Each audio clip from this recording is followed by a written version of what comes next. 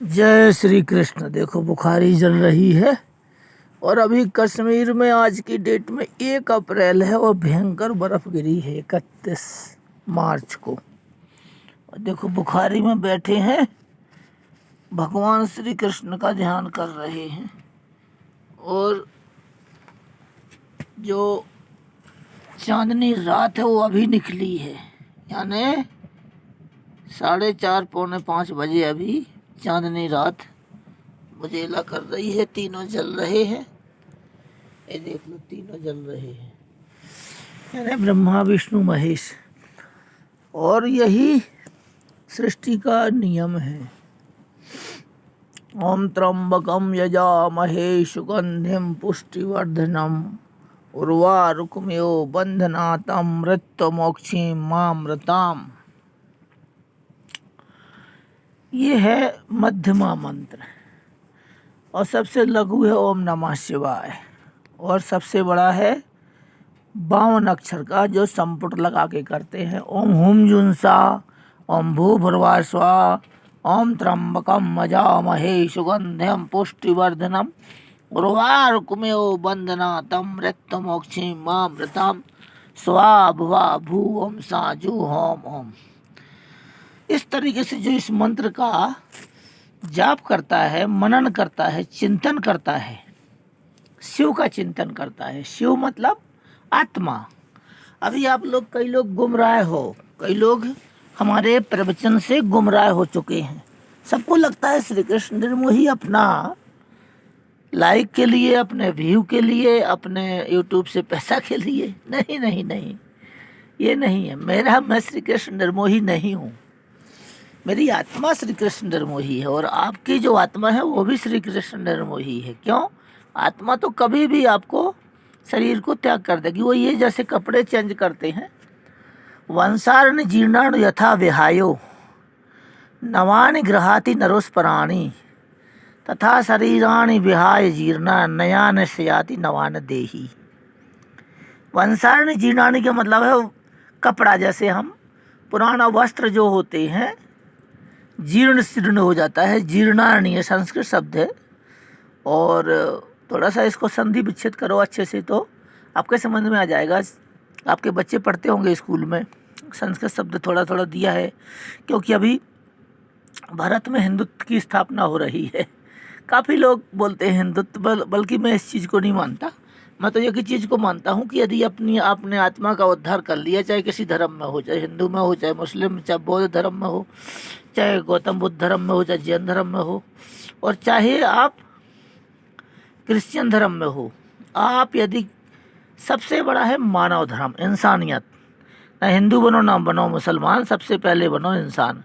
तो ये हिंदू मुस्लिम सिख ईसाई आपस में सब भाई भाई। मैं तो इस टाइप का हूँ, फौज होने के कारण भी, और बचपन से ही मैं इस टाइप का ही हूँ कि आप जो जलते रहते हो ये जलना बंद करना। देखो ये जल रहे ना, 3 2 तो ये आपको दिख ही रहे होंगे। ये देखो, यदि सूक्ष्म रूप में देखोगे तो मैं कैमरा से दिखा रहा हूँ, ये देखो 2 हैं और इस साइड में 1 है। इस तरीके से ये 3 चिमनी है और तीनों ताप हैं। तीनों ताप हैं, जैसे हमने कल बताया था सतोगुण, रजोगुण और तमोगुण। तो इसी प्रकार से 3 ताप हैं। 3 प्रकार की अग्नि मनुष्य को जलाती रहती है। देखो बचपन में जब हम गर्भ में होते हैं, कोई भी मनुष्य जो गर्भ में होता है उसी को ज़्यादा नॉलेज होता है। जीव जानवर की योनियों में ज्ञान नहीं होता है, नॉलेज नहीं होता है, वो नॉलेज विहीन होते हैं। क्योंकि उन लोगों ने क्या किया है, 2-3 चीज़ें नष्ट कर दी थी, इसलिए वो पशु बन गए। उन्होंने क्या किया था, कामा दवति सम्मोहा, सम्मोहा स्मृति भ्रमा, स्मृति भ्रमा बुद्धि नाशो प्रणश्यति। उन्होंने कामदेव के आवेग में जो मनुष्य कामांध हो चुके थे, कामा दवति सम्मोहा, मोह पैदा हो गया था उनको, मोह ममता, किसी स्त्री से, किसी पुरुष से, किसी लड़के से, किसी लड़के से, माँ बाप से, भाई बहनों से, या किसी से उनको क्या हो गया था, ममता, मोह पैदा हो गया था। मोह कहाँ से पैदा होता है? कामदेव। यदि कामदेव शरीर में ना हो तो मोह ममता होगा ही नहीं। जब शादी ही नहीं होगी, बच्चे ही नहीं होंगे, तो ममता मोह किससे करेंगे? तो इस प्रकार से एक बहुत लंबी कहानी है।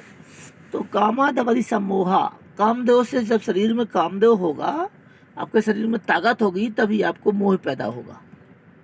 मोह ममता।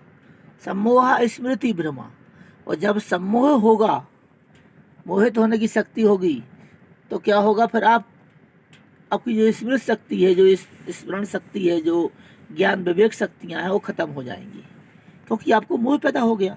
और मोहग्रस्त आदमी क्या करता है, सिर्फ अपनी फैमिली को देखता है, अपना बच्चे को देखता है, अपने माँ बाप को देखना, अपने परिवार को देखना, अपने आप को देखना, फिर वो दूसरे को नहीं देखता, उसको संसार कुछ नहीं दिखता। उसको क्या दिखता है, जो चीज़ उसको दिखती है वही दिखती है, ओनली एक ही चीज़, क्या है, मोह है।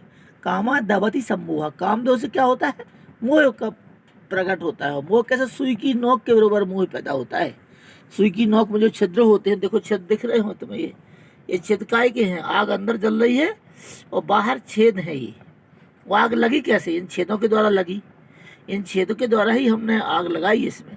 तो आग कहाँ से लगती है, आपके अंदर जो विचार आते हैं, नाना प्रकार की वासनाएं, तृष्णाएं, इच्छाएं, फिर इच्छा पूर्ति के लिए फिर आप आग लगा लेते हो पूरे शरीर में। तो ये 3 प्रकार की अग्नि आदमी को जलाती है। तो पहले बताता हूँ, कामादव सम्मोह, सम्मोह स्मृति भ्रमा। फिर क्या होता है, बुद्धि भ्रमित हो जाती है।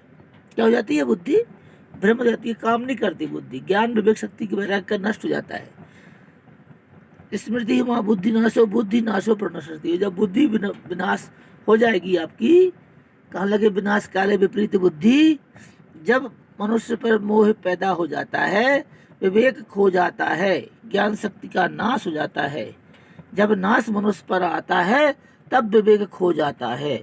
और जैसे कि दुर्योधन, जैसे कि दुशासन, जैसे कि कौरव, धृतराष्ट्र, इनको क्या पैदा हुआ था, मोह ममता। और मोह ममता के कारण ही मनुष्य का विनाश होता है। तो मोह ममता कितना करना है, थोड़ा सा, अल्प। अल्प अल्प क्यों बोला गया, अल्प का मतलब है थोड़ा करिए, ज्यादा के चक्कर में आप अपने आप को खो दोगे। तुम जाके मूढ़ योनियों में जन्म लोगे, पशु पक्षी जानवर कृमि कीट पतंगों में, और उसी योनि में आपको आनंद की प्राप्ति होगी। ऐसा नहीं है कि आपको आनंद नहीं मिलेगा। जितनी भी नाशवान वस्तुएं हैं ये आनंद की प्राप्ति है। मैंने बताया था ना कल, आनंद ब्रह्मानंद और परमानंद। तो आनंद की प्राप्ति तो ये नाशवान चीजें हैं जिसमें पूरा संसार, पूरा वर्ल्ड है, अमेरिका, भारत, चीन, जापान, पाकिस्तान, कोई कितने भी कंट्रियां हैं, रूस वगैरह, कितने भी कंट्री में आप भागते रहो, तो ये क्या होता है, ये जलते रहते हैं। सभी मनुष्य पूरे वर्ल्ड में जलते रहते हैं, क्या की इच्छाओं में, कामनाओं में, वासनाओं में, तृष्णाओं में। और जितना तुम्हें आनंद आता है, ये 4 चीजें हैं जिसमें तुम्हें आनंद आता है। मैंने कल उसका एक बार बताया भी था कि अर्थागमनो नित्य रोगता च प्रिया च भार्या प्रियवादिनी च वयस्य पुत्रो करी च विद्या खटजीव लोके सुखानी राजन।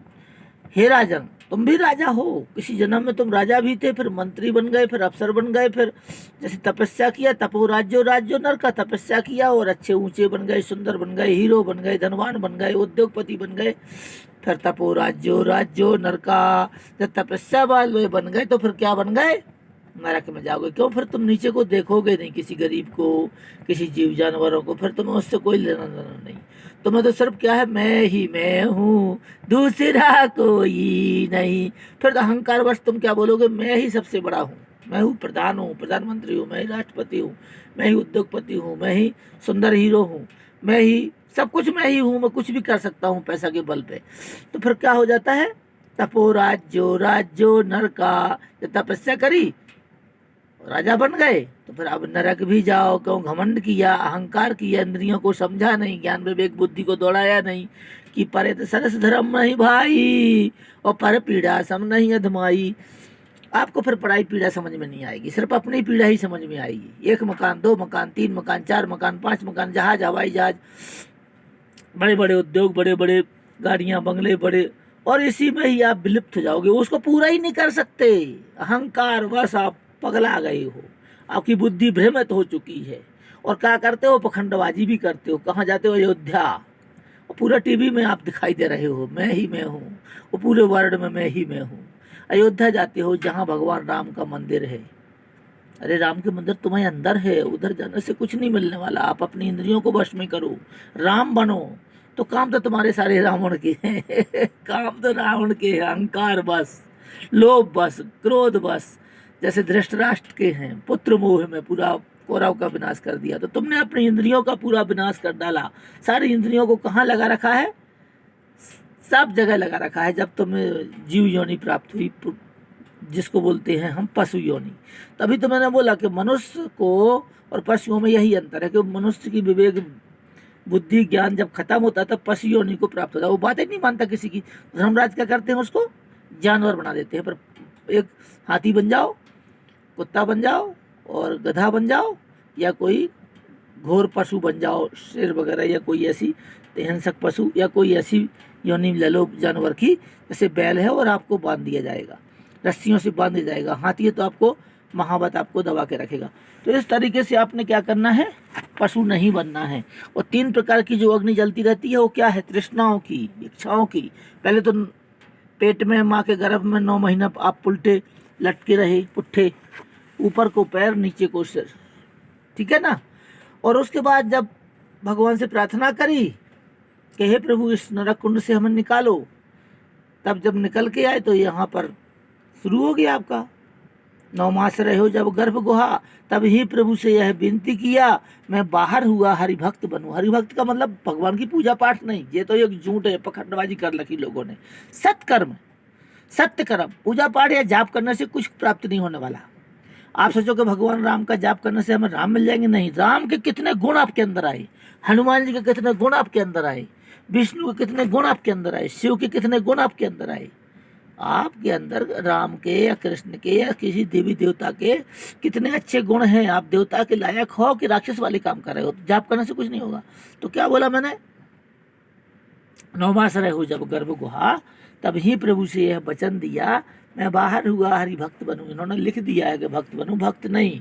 भक्त का मतलब परोपकारमय बनो, संत बनो, सबको समदर्शी बनो, सब पे दया करो, सब पे कृपा करो, सब पे मेहरबानी करो, सबका भला करो, ठीक है ना।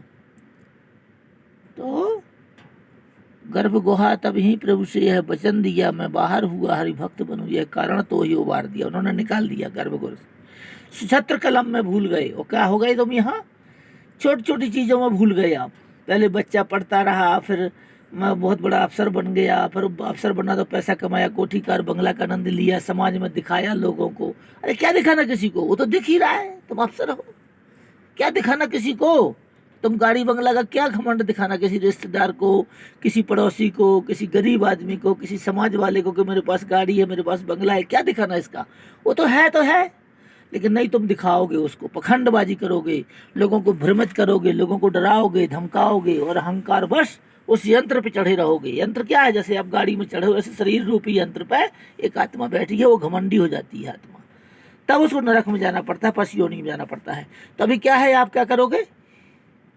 शत्र कलम में भूल गए, यह कारण जीव बनो दुखिया, कवि तुलसीदास विचार कहें भजो राम सिया, भजो राम सिया। राम सिया को क्यों बोला? क्योंकि उन्होंने ऐसे राम सिया की करबर चिट्ठी कहत बनाना खट्टी मीठी। मतलब भगवान राम के इतने अच्छे गुण थे, इतने अच्छे लोगों की सेवा करते थे, राम राज चाहते थे जिसमें कोई आदमी दुखी नहीं था, सब पर कृपा थी। लेकिन आज का राम राज देखो तुम, आज अंग्रेजों का शासन होता तब तो ठीक ही था।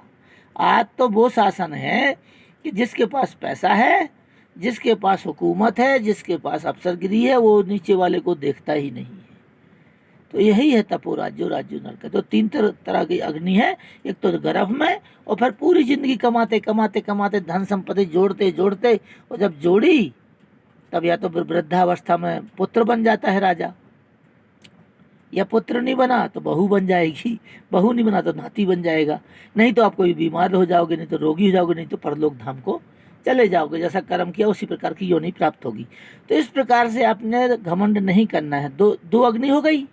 एक तो जलते रहे भाई, कमाने के लिए जलना पड़ेगा, चाहे तुम धनवान बनो, चाहे गरीब बनो, चाहे कुछ भी मजदूरी करो, आपको जलते रहना पड़ेगा ना, चिंता तो रहेगी। तो एक चिंता की आग, और 9 महीना जो गर्भ में पड़े रहे तो वो आग, 2 आग हो गई।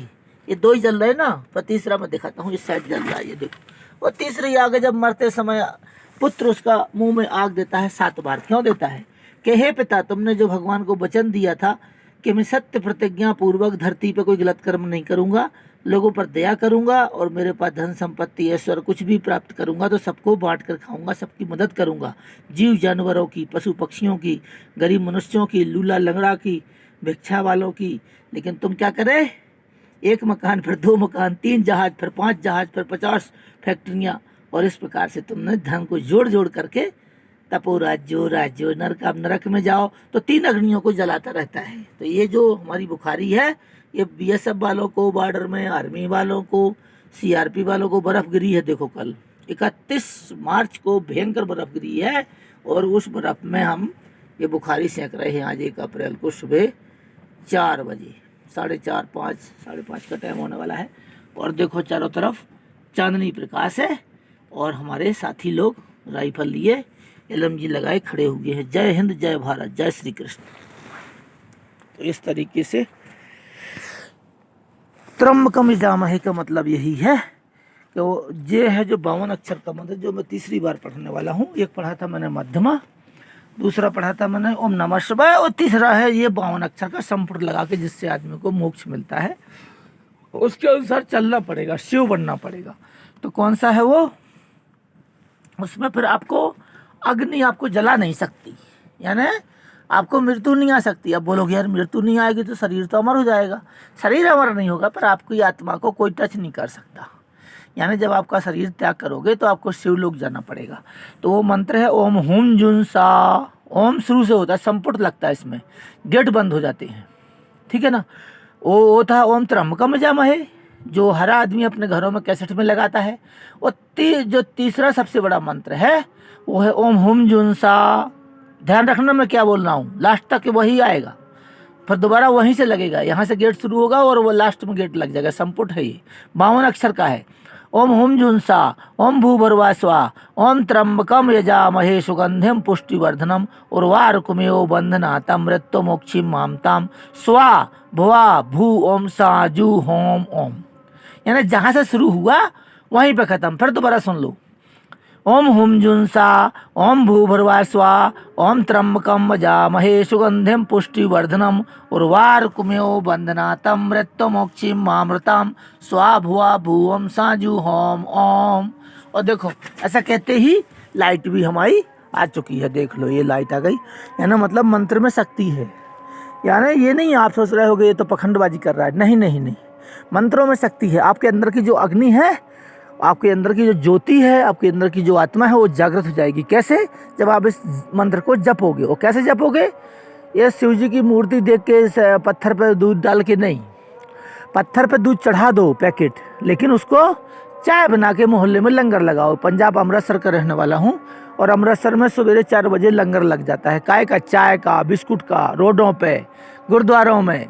तो इस तरीके से दूध को फेंकना नहीं है धरती में, मूर्ख नहीं बनना है, पखंडबाजी में नहीं फंसना है। ये जो पंडितों ने पखंडबाजी कर रखी ना भारत में, हिंदू, मुस्लिम, सिख, ईसाई और चूड़ा चमार, भंगी, ब्राह्मण, ठाकुर, ये सब खत्म कर देना है। आत्मा ही आत्मा, अहम आत्मा गुणाकेशा सर्वभूताशयस्था, संपूर्ण भूत प्राणियों में मैं ही मैं हूँ, दूसरा कोई नहीं।